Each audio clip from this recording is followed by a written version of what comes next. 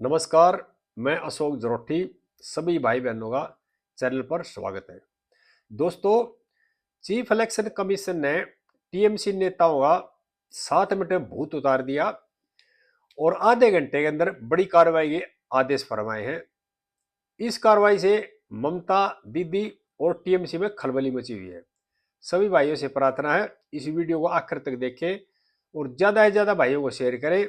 और जिस भाई ने चैनल सब्सक्राइब नहीं कर रखा, कृपया भाई चैनल को सब्सक्राइब भी कर लेना और इस वीडियो को ज्यादा से ज्यादा भाइयों को शेयर करना। टीएमसी के 4 नेता थे, चुनाव आयुक्त के दफ्तर में गए थे प्रेशर बनाने के लिए एक तरह से, और वहां जाकर के उनकी बातों को सुना बड़े आराम से इलेक्शन कमीशन ने। लेकिन उन्होंने जिस तरह की एक आदत बना रखी है ना, बंगाल में जिस तरह चलाते हैं, दबाव बनाते हैं, एक तरह से झगड़ालू माहौल करके वो परिचय दिया। और उनकी बातें बड़े शांति से सुनी गई थी, लेकिन उन्होंने अपनी आदत के अनुसार इसी तरह से बोलना शुरू कर दिया, चलाना शुरू कर दिया, कभी अंग्रेजी में कभी हिंदी में। उसके बाद गुस्सा आ गया ज्ञानेश कुमार जी को भी, और उन्होंने कह दिया गेट आउट, यानी ऑफिस से बाहर हो जाओ। और जो आदेश दिया ना चीफ इलेक्शन कमीशन ने, उसने आदेश दिया कि मिसाइल कायम करेंगे बंगाल के चुनाव में। उन्होंने कोई प्रेशर नहीं माना, कोई दबाव नहीं माना, और जो नेता चिल्ला रहे थे उनको कह दिया बाहर जाओ। उसके बाद जो टीएमसी के नेता थे वो बाहर आकर चिल्लाने लगे, कई वीडियो भी चल रहे हैं उनके, और ये कहने लगे भी चुनाव आयुक्त ने हमारे गेट आउट कर दिया। जबकि उनकी बातों को पहले बड़े आराम से सुना गया था। जब उन्होंने चिल्लाना शुरू किया और दबाव बढ़ाना शुरू किया तो ज्ञानेश कुमार जी उनके दबाव में नहीं आए और उनको कह दिया भाई गेट आउट। और ये भी बता दिया कि अब जो चुनाव होंगे ना वो बिल्कुल निष्पक्ष होंगे, कहीं पर कोई बूथ कैप्चरिंग नहीं होगी, किसी तरह का कोई दंगा फसाद नहीं होगा, और केंद्रीय बल है ना आध घंटे के अंदर अंदर मौके पहुंचेंगे। और इस तरह का अरेंजमेंट कर रखा है कि जो जिस तरह से पहले दंगा करके दबाव बनाकर इलेक्शन जीता जाता था, अब की बार बिल्कुल शांत प्रिय और पीसफुली इलेक्शन होगा, ये दावा किया है चीफ इलेक्शन कमीशन ने।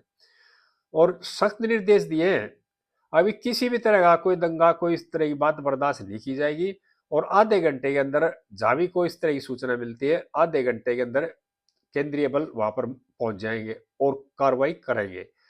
और ये भी स्पष्ट निर्देश दे दिया भाई किसी को बख्शा नहीं जाएगा, अगर किसी के दिमाग में कोई बात हो तो वो निकाल दियो। अब जो भी गलत काम करेगा उसके खिलाफ इलेक्शन होगा, पहले की तरह इलेक्शन नहीं है अब की बार। लेकिन बौखलाहट का कारण दोस्तों दूसरा है। अब की बार ममता दीदी को लग रहा है कि बंगाल उसके हाथ से निकल जाएगा। क्यों? 2021 में जब विधानसभा के चुनाव हुए थे ना, तो बीजेपी का और टीएमसी का जो वोटों का अंतर था ना, वो था करीब 60 लाख वोट, 60 लाख से थोड़े ऊपर थे।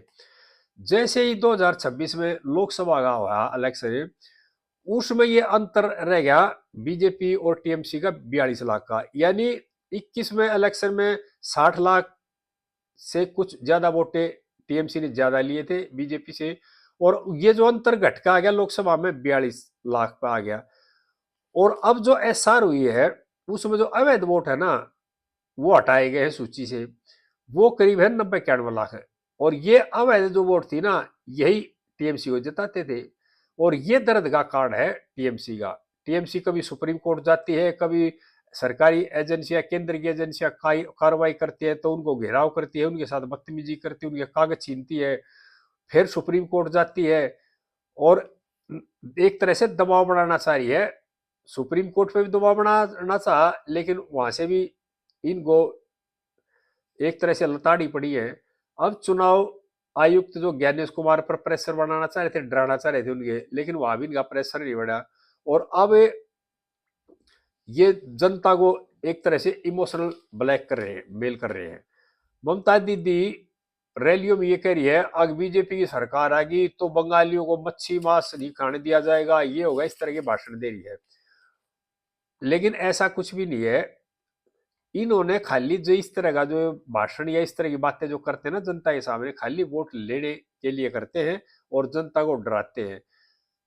अपने शासनकाल में ममता दीदी ने उन्नति तो कोई करी नहीं। टाटा जिन्हें एक फैक्ट्री लगाई थी नैनो, वह भी उठा ले गया था। क्यों? विकास कार्य किया नहीं, सिर्फ जनता को बहका करके इस तरह की डरा करके वोट ली है, अपना शासन किया है और जनता का खून चूसा एक तरह से। और अब की बार जो चुनाव आयोग ने सख्ताई कर दी ना, और SIR में जो अवैध वोट थे वो कट गए। अब की बार उनको डर पक्का हो गया कि वे अब की बार बंगाल TMC के हाथ से बिल्कुल निकल जाएगा। और जो जो नेता गए थे चीफ इलेक्शन कमीशन के दफ्तर में मिलने के, जिन जाकर वहां पर चलाना शुरू किया था, उनके खुद के वोट भी वहां पे नहीं है। वेस्ट बंगाल के अंदर ज्यादातर ये चारों में ने उनके 2-3 के वोट तो दिल्ली में है, जबकि कोई महाराष्ट्र का है, कोई बंगाल का है, कोई कहीं का, लेकिन वोट डालते हैं कहाँ? दिल्ली के अंदर। और जो प्रतिनिधि हैं बंगाल के, वो 75% भारी है एक तरह से।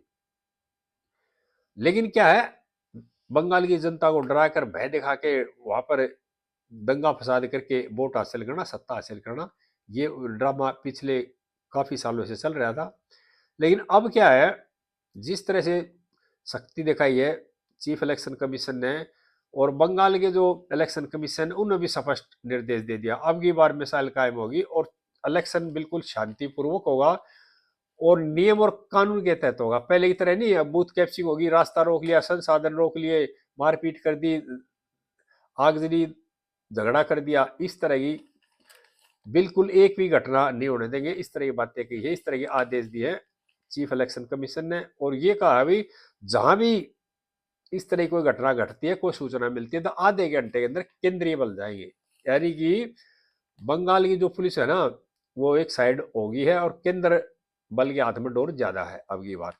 और ये लग रहा है कि जो बौखलाहट का कारण है ना, वो है ममता और ममता की पार्टी में। और कांग्रेस है ना, उसके जो नेता हैं अधीर रंजन, वो भी बता रहे हैं अभी ममता डरी हुई है। और ममता जिस तरह से चला रही है, इस तरह के बयान देती है पब्लिक में जाकर, उससे इसका डर साफ दिख रहा है कि अब की बार ममता की सरकार बंगाल में नहीं बनेगी। और इन्होंने सुप्रीम कोर्ट में भी जाके ड्रामा किया, इलेक्शन कमीशन के मुख्यालय यानी दफ्तर में जाकर ड्रामा किया, यानी प्रेशर बनाना चाहा, लेकिन इनका प्रेशर कहीं भी काम नहीं आया। और सुप्रीम कोर्ट में भी ये पता लग गया भाई, ये जो इस तरह की हरकत या गुंडागर्दी कर रहे हैं, इस तरह का जो है वो कहीं भी नहीं है। और सुप्रीम कोर्ट ये कहना पड़ा, अब जिस तरह की राजनीतिकरण बंगाल में किसी भी राज्य में नहीं है। और उसके बाद ममता की और TMC की हवाई उड़ी है और ममता को अपनी हार दिखाई दे रही है। और इसलिए इस तरह के भाषण देते हैं, महिलाओं से वोट डालने जाओ तो बेलन साथ में लेकर आना, इस तरह की बयानबाजी कर रही है। इससे ये साफ झलक रहा है कि ममता की सरकार अब की जाएगी और ममता का डर झलक रहा उनके फेस पे भी। और जो चीफ इलेक्शन कमीशन ने ऐसी मिसाइल कायम कर दी है, क्यों? इन्होंने चीफ इलेक्शन कमीशन को हटाने के लिए संसद में भी प्रस्ताव ले गए थे, उसमें भी इनकी बात नहीं बनी, वहां भी मुंह खानी पड़ी।